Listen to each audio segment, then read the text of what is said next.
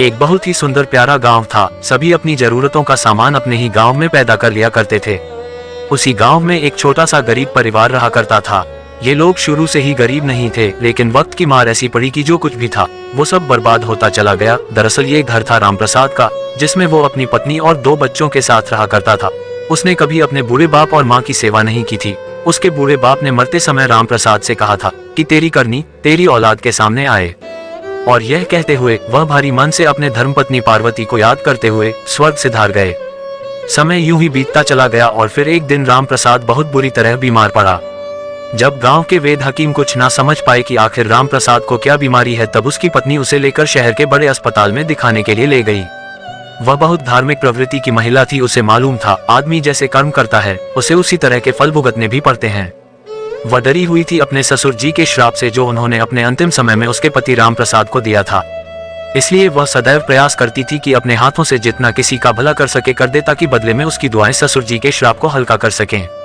मगर फिर भी टीवी जैसी लाइलाज बीमारी का जब लंबा इलाज चला, तब घर का बहुत सारा कीमती सामान बिक गया, बहुत सारी खेती बाड़ी बिक गई। लेकिन रामप्रसाद की बीवी कल्याणी देवी ने हार नहीं मानी और सती सावित्री की तरह मौत के चंगुल से अपने पति को बचा ले आई। उसके दिमाग में बस एक बात चल रही थी कि रूपा पैसा तो हाथ का मैल है, आज नहीं तो कल फिर काम लिया जाएगा।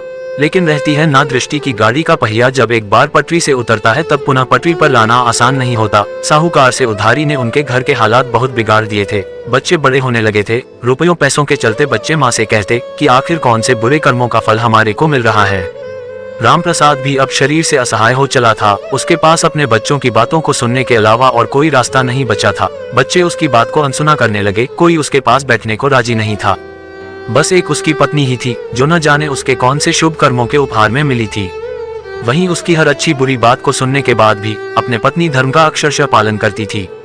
एक दिन रामप्रसाद ने अपनी पत्नी से कहा, कौन से पाप मेरे सामने आ खड़े हुए हैं, वरना सब कुछ तो ठीक ही चल रहा था। कल्याणी देवी बोली, स्वामी बुरा न मानो तो एक बात कहूँ, कहो न, क्या मन में है। रामप्रसाद ने बड़े प्यार से निहारते हुए अपनी सुशील पत्नी कल्याणी देवी से कहा, स्वामी क्या सच में आपको नहीं पता आपसे क्या पाप हुआ है?